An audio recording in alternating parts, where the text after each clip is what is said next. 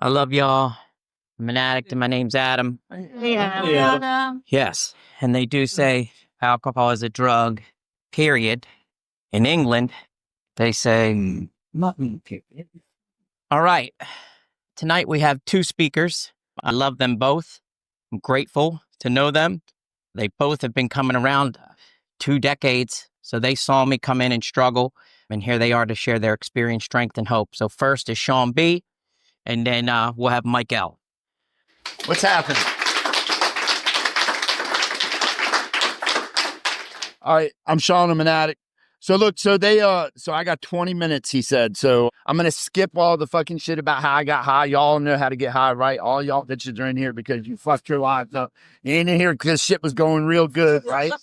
Okay. Any of y'all know what the color code is? Okay, so being locked up was a big, big part of my story from when I was out there.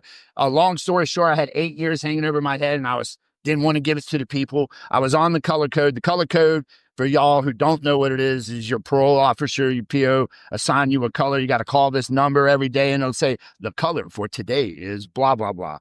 I've been clean for 19 and a half years. So in 2004, we were better off showing up and pissing dirty than just bucking on them and not going, right? So I wasn't the kind of addict who would get some dope and then go play house at the crib. Wasn't the way I did it. I disappeared. It started being gone for the weekend and being gone for, a week or so, being gone for months, getting locked up, going and doing, a year here, a year there, a couple months here, always gone, leaving the old lady and the kids in all kinds of terrible situations, right? Mm-hmm. So I had been gone for about 4 or 5 days, and my boys were like, where are we dropping you off at, man? And that's always a terrible fucking place because I'm like, man, fuck. That means I have to accept and face what's really going on. You know what I mean? I ain't never want to do that shit because I didn't fucking like me, dude. Like, so look, the one thing, let me say this real fast before I go on. The thing that makes NA and AA work is identification, right? Y'all know Joe? Yeah. Joe's cool as fuck, right? Yeah. Everything I have in my life right now, I owe to Joe. And I'll tell y'all why. Because when I step foot into all right, hold on. I got to go back. So I come home. The girl was mad as shit. She was like, your color came up today, motherfucker. I was like, son of a bitch. So we go down there so I can sign in and piss. But she had tricked me. It wasn't my color. The cops were there, though. So she had tricked me and my PO, and they cuffed me up. And I'm sitting, in my PO's office, and she's writing up the paperwork to, give me my 8, or at least try to. And I started begging. And I remember it like it was yesterday. The lady stopped writing. She reached in her desk. She tried to hand me a meeting list, but I was obviously handcuffed. Holly snatched it up. It was like, day one starting in 20. That's how I found myself in the very first NA meeting I ever stepped foot in. It was a huge meeting in Lambert's Point in Norfolk on a Tuesday at noon. That means not there anymore. Joe started that meeting. Joe was on disability for his back injury from the post office. And the dude lived and breathed NA. A shitload of the meetings that we have to this day, Joe started back then, right? So after that meeting, like I'm sitting in the meeting in the very back of it, and they were reading out of our basic text, who's an addict, right? The chapter, who's an addict. The chick was so fucking mad as shit. She was like, blah, blah, blah, blah, blah. I was like, will you shut the fuck up? It was the best thing in the world. It was listen to her, bitch me out for fucking her over yet again, or listen to what everybody was saying, right? And they were reading who's an addict. And I was like, shit, that sounds like me. Dude, I did that a couple of hours ago. Yeah, that sounds like me too. I was like, fuck. All right, I'm going to give this a shot. Joe was the first person that I spoke to in NA. And that identification thing that I was talking about, you can't make this shit up. If you ain't never felt like killing yourself because you fucked up again, if you ain't never felt like killing yourself because you fucked up and pissed off the fucking people you love the most, man, you can't fucking help me. If you ain't never woke up or been just freezing, dope sick and booking, but you don't know what the fuck you're talking about. You can read every book in the world about addiction. If you don't know those fucking feelings, man, you can't really help me. Joe described to me how I felt right then. And for him, it was like 7 years ago. I was like, dude, that's what's up. Because you can't make that shit up. Steven Spielberg can't make that shit up and write a fucking movie if you ain't never really felt. But the thing that he said next is what really hit. He was like, but look, man, I'm no different than you. I just did these things in this order and my life got better. I was like, let's go, dude. I'm going to start doing this. And he would come and pick me up from P-Town to Ocean View, pick me up, carry me around to meetings. And then eventually, you know, I had to start going to meetings on my own and everything. But look, that girl who tricked me to get clean, she didn't get clean with me. She was the type addict who can get dope and play house and shit. I just couldn't do that, right? She ended up, it was terrible. It was terrible. I was miserable as fuck the first couple of years I was clean and shit. Anyway, she got knocked off, went to the penitentiary, and so I got custody of my 2 little girls, and I bounced, right? I ended up getting married to a girl. There's a reason why I get to this. I started dating a chick who comes from a great family. Like, they make Hallmark movies about her family. I don't have any fucking business being around her family, the nice-ass family that she has, right? Anyway, she was in a custody battle with her ex-husband. The guy had a lot of money. He hired a private investigator to dig up dirt on me. That was easy to do, okay? So I was sitting there with her mom and her aunt and her uncle and her sisters and her best friend, and the dude was sitting up there saying all the fucking terrible shit that I had done. And I was like, well, fuck, I guess this was cool while it lasted. But that's not what happened. My mother, the woman who's my mother-in-law, come up to me and she's like, Shawn, we just can't picture you doing any of that. And I was like, thank you. And you want to know why? Because that dude that guy just described, that guy's dead. Where's how it works? Where'd you put it? How it works? All right, look. Every single person in this room, every single addict, we all have that version of ourselves that's out there trying to fucking kill us, right? But you can kill that version of you. Like, how it works? This is the knife, the rope, the wrench, the lead pipe. This is the fucking weapon that we use to kill that terrible side of us that's trying to kill us, right? And I'm going to tell y'all how we do it real quick, right? So step 1 is the most important step. Step 1 says we admit we're powerless over our addiction and our lives have become unmanageable. That's easy as shit to say out loud and understand in your head. Y'all are sitting in a fucking, treatment facility. Maybe drugs weren't doing you real good, right? You know what I mean? Maybe things are a little unmanageable. That's an easy thing to understand in your head. Something different happens when it goes from your head down to your heart. I've been clean 19 years and 7 months. I know for a fact I'm never going to be some dude that can just drink a couple of beers, and I'm cool with it. I'm never going to be able to just do one bong hit, and I'm cool with it. That last part, and I'm cool with it. That's one of the biggest things that is the difference between somebody who will end up like Mike and I with a whole bunch of time, and Joe, and people who are in and out of places like this and just don't get it. And I'm cool with it. If you think you're going to fucking, get the PO off your back and your old lady stops yelling at you and maybe you hold down a job for 2 months and then you can start doing what you used to do again, you're going to get the same shit you used to get, right? That's step 1. But that's scary. That was scary because then it's just like, well, fucking, what am I do, man?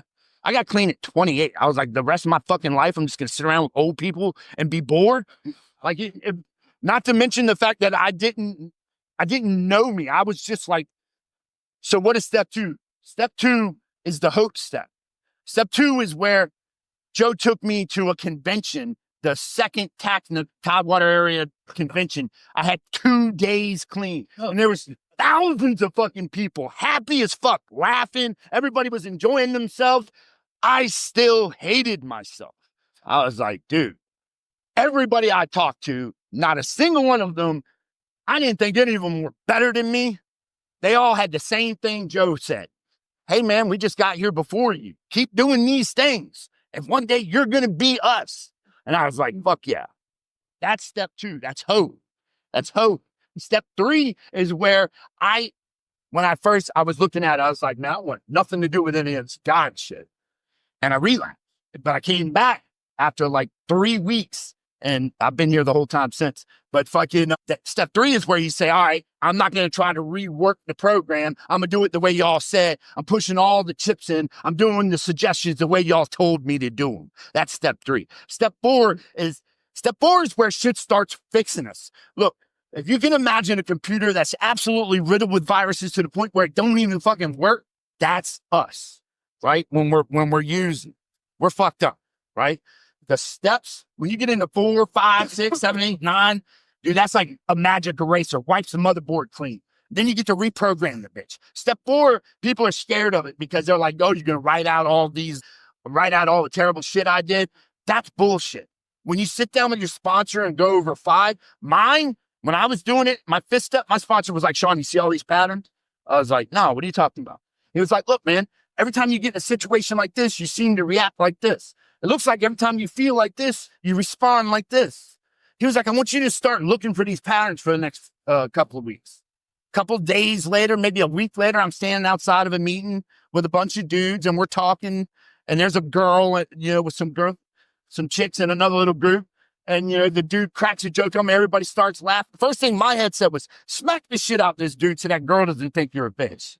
Or you can laugh because it was funny, right? That's a pattern. Plus, I look good in street clothes, right? Tired of giving these people my time, right?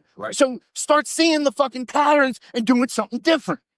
Oh, it's the 5th, 6th, 7th of the month, and you hear a random knock on the door. Instead of yelling, everybody shut the fuck up, I can go open the fucking door. And be like, yo, man, I know I owe you some money. I ain't got your rent right now, but I'm going to get you right. Start doing different shit, right? That's what this shit is about. That's what this program is about. You know what I mean? Look, man, but we don't have a whole lot of control over a whole lot of stuff in our lives, especially when you're in early addiction, But what you do have control, you can get your ass up and wash your ass. You can make your bed. You think y'all laugh. Good. I'm glad y'all laughing. But fucking for real, man, little ass shit like that makes you start to feel good about yourself. And it'll grow into other stuff. Not bullshit, right?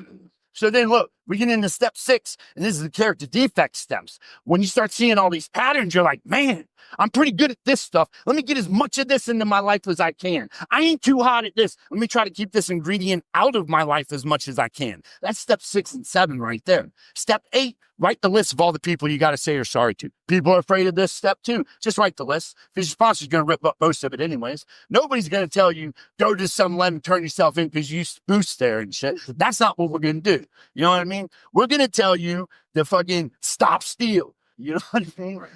The amend steps are for your family, for real. But step 9 is the best step in the world, because like when I got to the step 9 the first time, I was still with the chick and her crazy ass family and shit. And there was no shortage of people in my life who'd be like, oh, I see you think you're doing real good now, but we know who you really are, motherfucker. You're going to end up doing that bullshit again. We already know. And throw my past out in my face all the fucking time. Everybody in here has got somebody in their life that wants to throw your past in their face, right? But what does step 9 say? Step 9 says, I go to these people and I say, yes, I did that shit, right? And I'm sorry, and I ain't going to do it no more. By the way, let me get that club. You don't get to beat me up with this club called my past no more. Now look, you can give them the club back if you keep doing the same bullshit. But if you are really honestly amending your life and changing, take that fucking club right out their hands. They ain't allowed to beat you to fuck up with your past for the rest of your fucking life. That ain't how it works. Then you get to step 10. That higher power, maybe you didn't want to deal with God or anything in the beginning. Step 10, now you got to start really trying to figure out who this God is and get a relationship going. And that's a beautiful thing about Narcotics Anonymous. We don't tell you who your God has to be. Your God could be whoever the fuck you want him to be.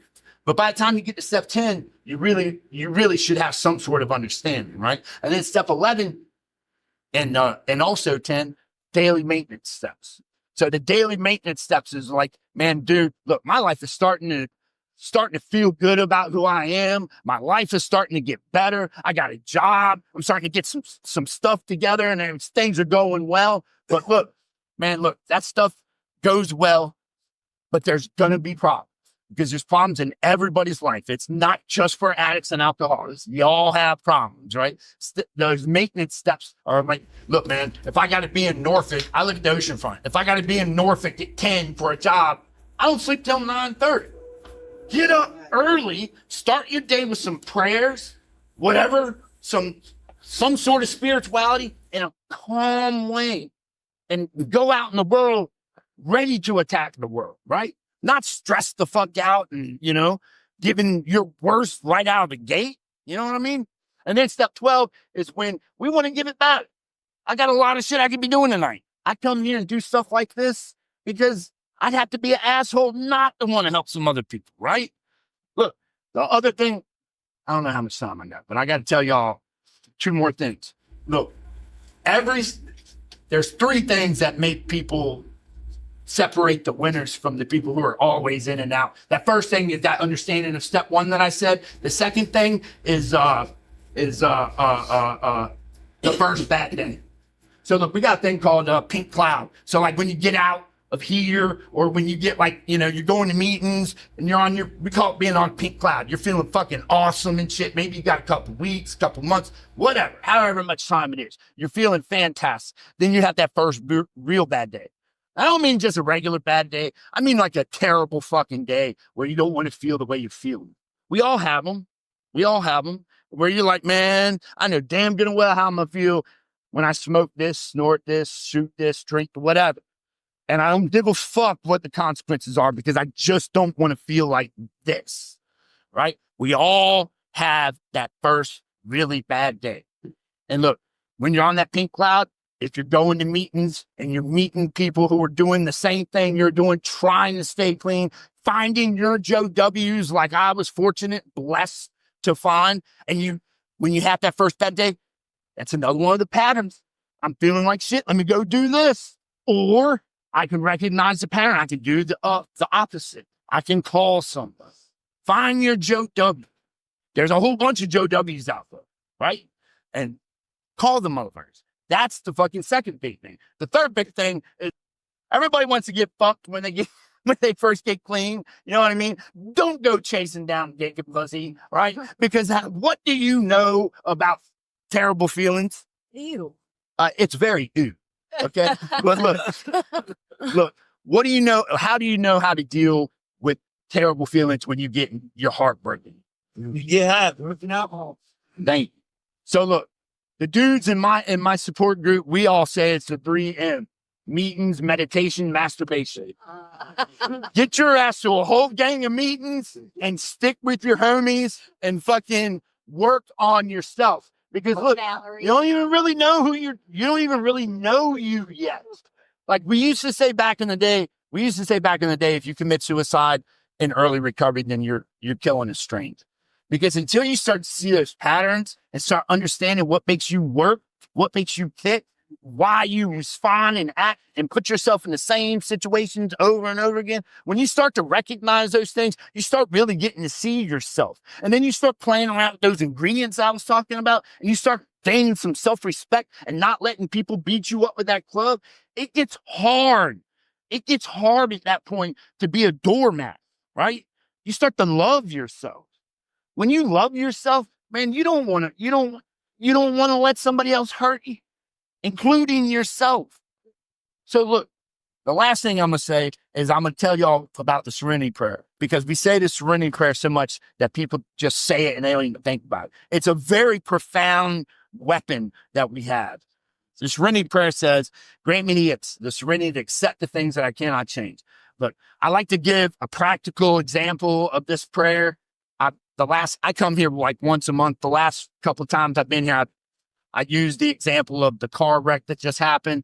So I just turned 50 in September. My wife took me to Puerto Rico. We went surfing for, a little over a week, and it was awesome. And then her 50th was in April, and she wanted to go to Iceland. And I don't really know what we were going to do in Iceland, but we were going to go to Iceland, right? And 2 days before Valentine's Day, we were just sitting at a stop sign with a school bus, and some kid smashed into the back of the bus, wrecked my wife's back, right? Tore her back all up. I was mad. I'm still kind of pissed off about it. But look, what's the serenity prayer say? Serenity prayer says, grant me the serenity to accept the things that I cannot change. Man, I don't have a time machine. I can't go back in time and make the wreck not happen. The courage to change the things that I can. What can I change? I can change my attitude. Because what my wife needed, she was in the hospital. What she needed was a dude who was going to be a good husband, take care of the doctors, take care of the kids, take care of the dogs, take care of the lawyer, take care of the fucking insurance stuff. I was able to do that stuff, right? And I was still kind of mad, but look, the only thing I can change is my attitude. And the wisdom to know the difference, the third part of the serenity prayer, is understanding the first two. Like, I can sit over here and be mad as a bitch and shit, but you can't. It's impossible to be enjoying your life, going around having a happy life and mad as fuck at the same time. They don't work at the same time, right?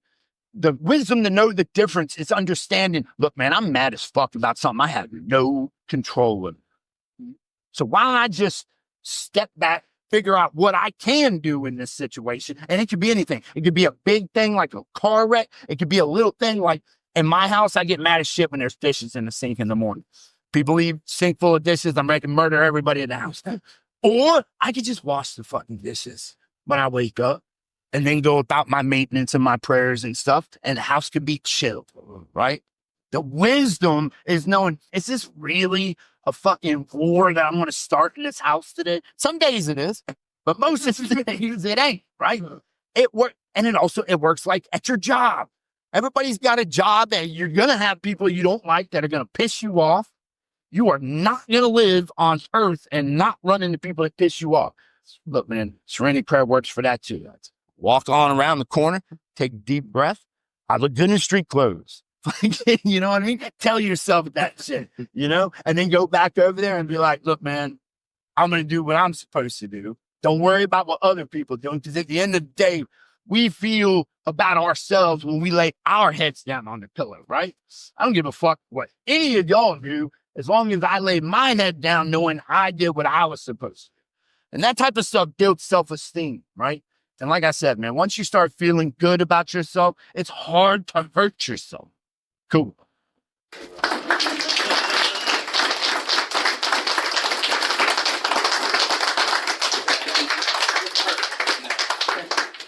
All right.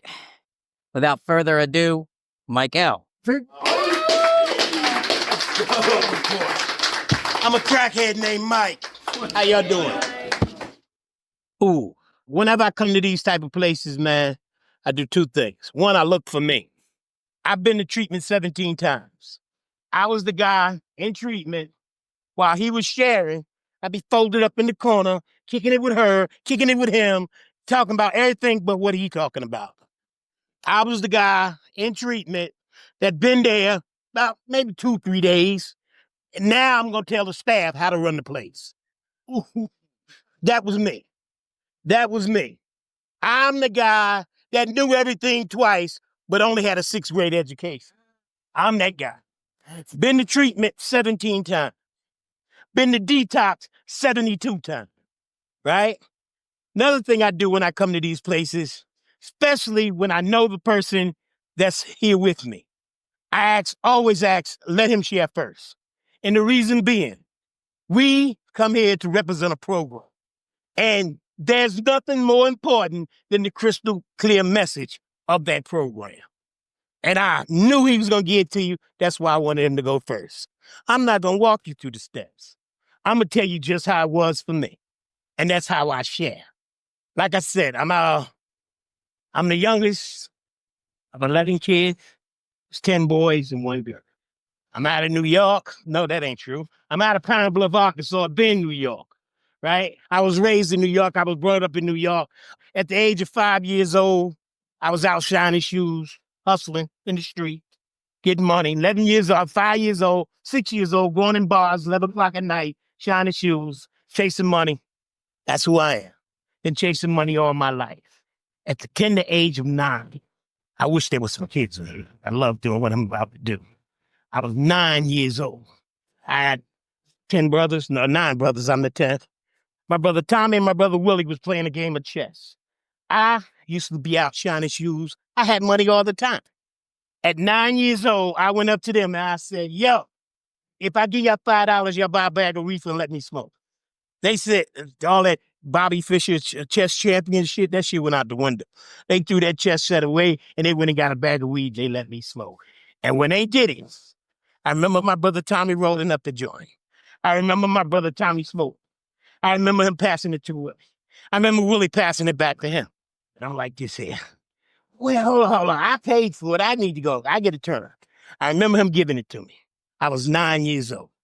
I remember both of them took a long toke off the weed. So I took a long toke off the weed. Seeds was popping and shit. Everything going everywhere. And I'm still smoking, still pulling. And I remember my brother Tommy reaches for it. And I remember doing like this here, not letting him get it.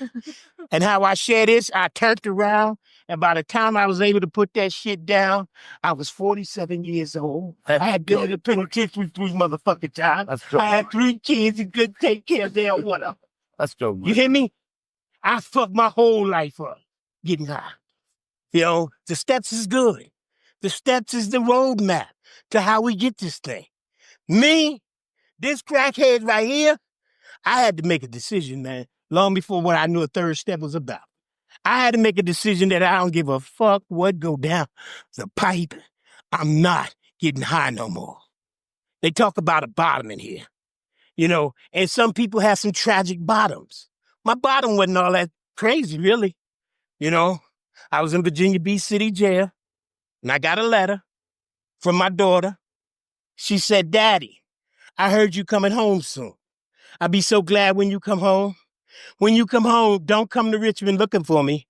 Come to Petersburg, because I'll be in college. She was 9 years old the last time I had seen her. Okay? When I read that, I was in tears. I'm like, oh, shit, college. I missed my daughter's entire childhood smoking crack. And on that day, and I can't tell you what day it was, I said to myself, I don't know what's going to happen, but I do know what's not going to happen. I'm not putting no more drugs in me. That was in March of 2007 when I received that letter. And from that day to this one, I ain't found it necessary to put no type of drugs in my fire. You hear me?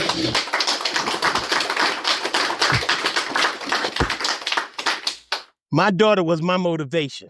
I know I got to do the right thing. I got to do the right thing. And when I first started coming to the meetings of Narcotics Anonymous, man, I was doing it because I wanted my daughter to be proud of me, right? August 23rd, 2015 was a Sunday. I got a phone call. Well, my girl, she got a phone call. She had took my phone from me that morning because she washed hers in the machine. And she took my phone and she came in the room about 11:30 and said, Bert just called you. Bert, Alberta is her name, is the mother of my children. I took the phone from her. I called her back. I said, well, what's up? My youngest son answered the phone. He said, yo, man, Mom got some bad news for you. I said, what's up? He said, Ra-Ra dead. Ra-Ra was Rashamella. That was my daughter. She had got shot 5 times. Prior to my daughter getting killed, I was around the rooms of Virginia Beach, up in Richmond, here in Norfolk. I say, I'm the president of the no matter what club. I don't give a fuck what you down to play. I ain't getting high no more. I ain't never using again, right? I kept saying that shit. On August 23rd, 2015, when I got that news about my daughter, for me, that was the ultimate test. That was the ultimate test. And I need to tell y'all, I ain't think about getting high. Boom, and I'll tell you the reason why. March 14th in 1989 was my mother's birthday. March 15th in 1989 was my mother's death date, right? March 23rd, we laid my mother to rest.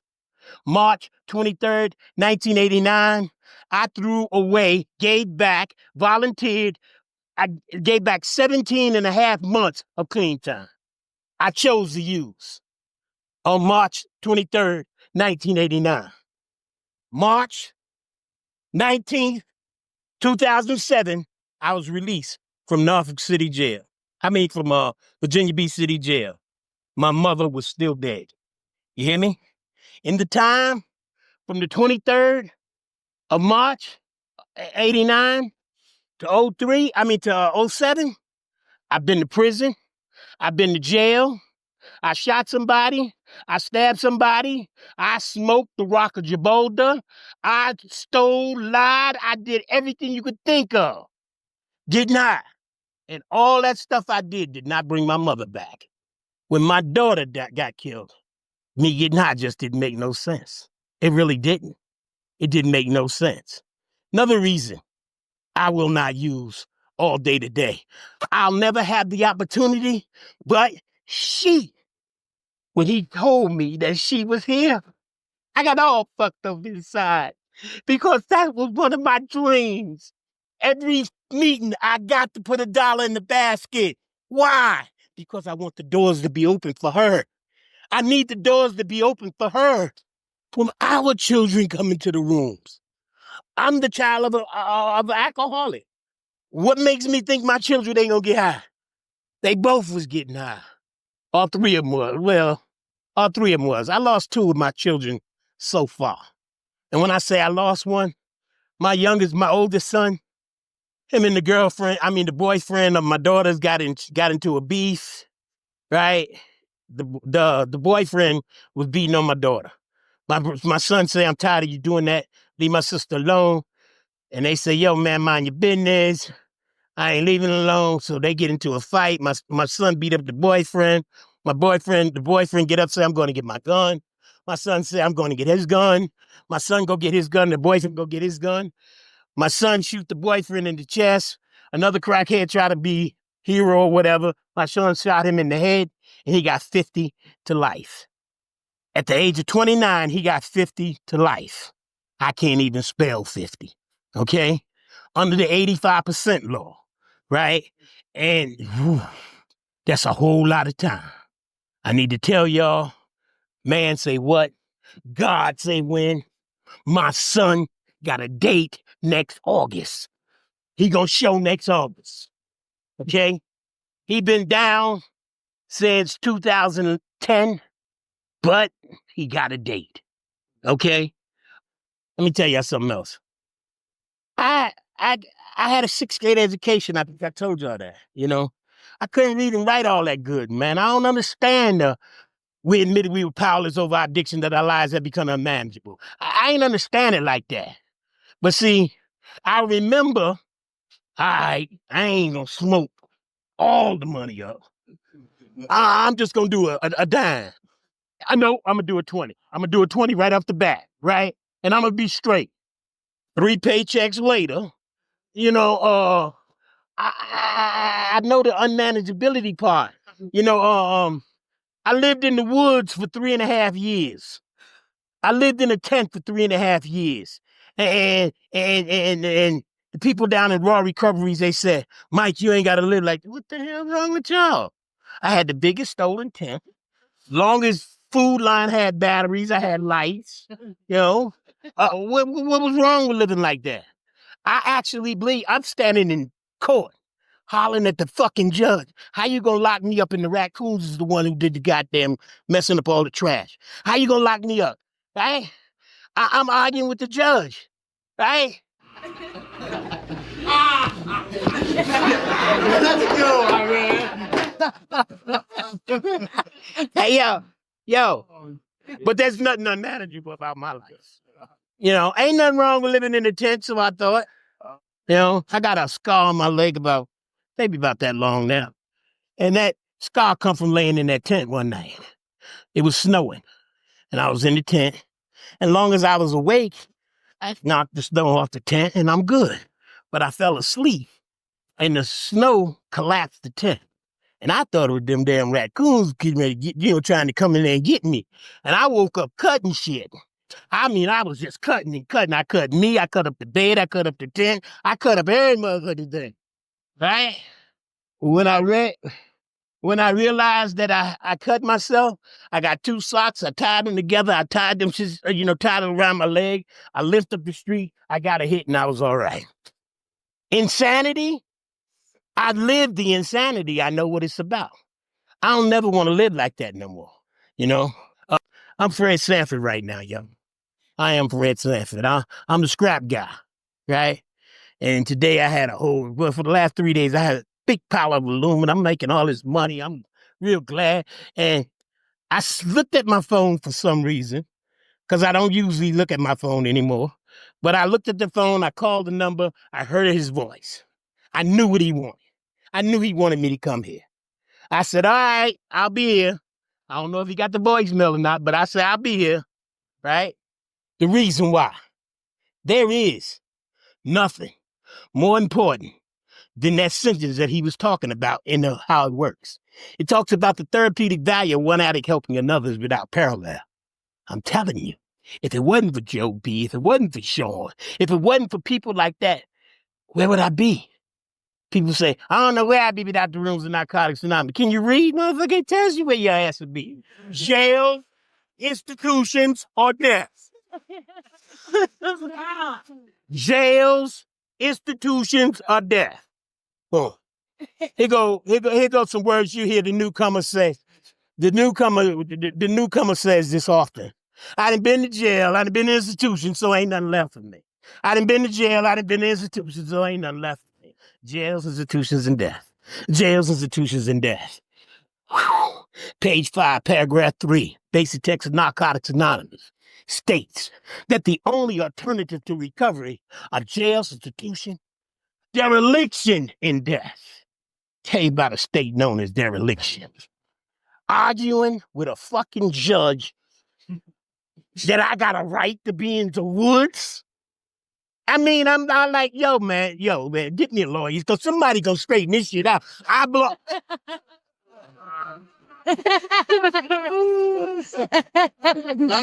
Yeah.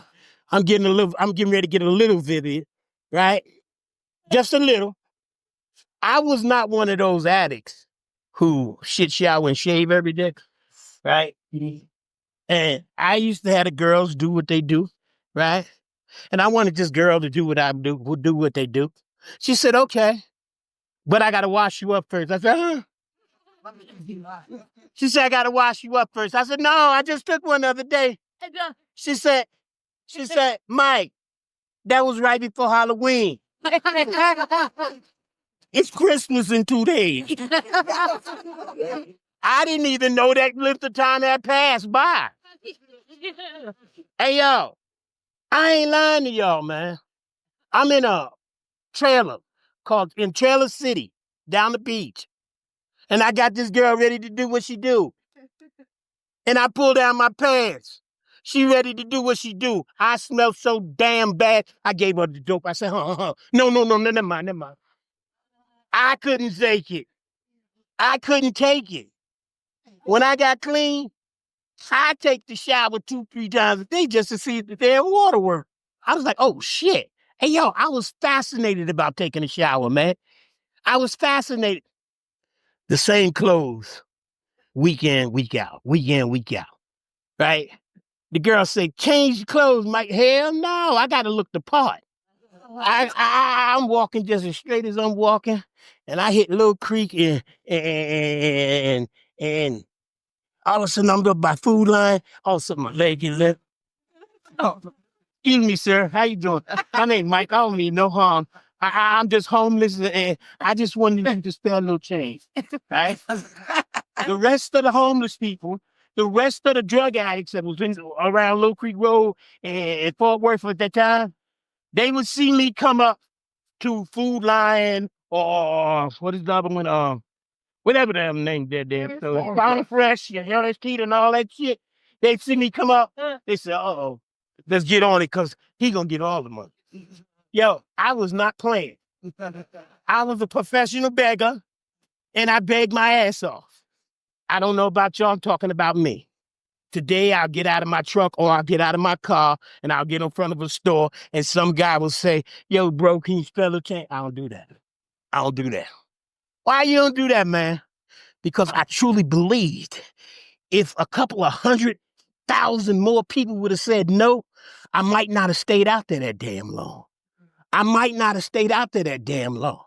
You know, and then another thing, I got a real pet peeve. I ain't giving no goddamn grown man no money, no way.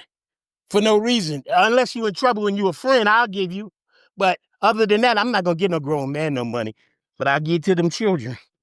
My ex, she said to me, why do you always give people baby dollars? Because when I was using and I was working, I worked 40 hours. I get a paycheck. 3 hours later, it's gone. Some young boy with his pants hanging way down here. This mother did my whole paycheck, and now I can't get a T. I said, all right, somebody gonna get something good out of this paycheck. So she'll be in the store with her little ones, and I give her the little one $2. Do you mind? And I give them $2. I give them $1. To this day, I too got 19 years clean. To this day, I still give children money. I ain't giving a grown man no money. And the reason why is because I stayed out there a long time begging. You know, let me say this. If there's somebody in here that may be half-assed thinking, I ain't really got to go to them program. I ain't got to go to those meetings. And you don't. I ain't got to get no sponsor. A sponsor is somebody who gonna guide you during this process. You ain't got to get no sponsor. You ain't got to go to the meetings. Your ass ain't gonna stay clean. Your ass ain't gonna stay clean. You ain't gonna change. And what I know, the same man will use again. Ask me how I know, because I've been to treatment 17 times. Trying not to do it your way. Trying to do it my way. My way don't work. Every time I did it my way, I was thinking with my head, with the last motherfucker who got me high. I don't need to listen to his ass. The last person that got you high was you. And if you listen to you, when you do what you do, you're going to get what you get. You know, I'm going to share this and shut up. When I say I don't care what go down the pike, I wasn't going to use no more. I told y'all from the beginning that there was 10 boys and 1 girl in my family. Last January, I buried my last brother. All my brothers is gone. Shawn talked about it, and he went over it with a minimum of talk. He said the 8th step is just talking, just to make a list. And for real, he right. But every time you put somebody's name on that list, you got to put why you put their name on that list. Right now, I am in the process, after 19 years, for the first fucking time, making that list. And the babies is going on the list. And I'm telling you, man, this some hurting shit. Hurting or not, I ain't gonna use over it. Hurting or not, I believe if I go through the process, I ain't never got to take nobody else's baby through that shit. That's what I believe. You know, they say right the 8th step like it ain't no 9th step. I can't even imagine trying to make an amends to some of the things. Other than this, from my mother to my brother Tommy, my mother was the first to die. My brother was the last to pass. And everybody that I got, well, not everybody, but most of the people on my list, I could only write a letter to. See, I got to get with the Joe B's that he's talking about. I got to get with those old timers that say, how do I do it? What do I do? Because I'm tired of sharing about it, but not writing, you know. And this is how I start to write, family. I talk about it in a meeting. Next time I see Shawn or Adam P., start that writing yet? Somebody may pull me up for my behavior. Thanks for letting me share.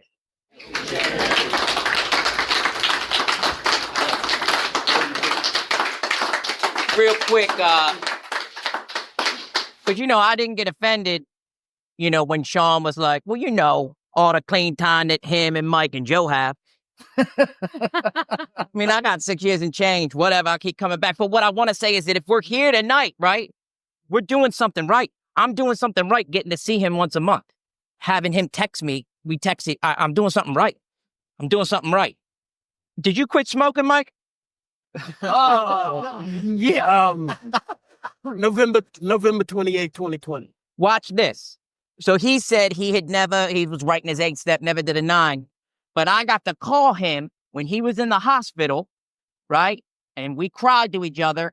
I had to find out from my step 8, I had to put my name on step 8 first.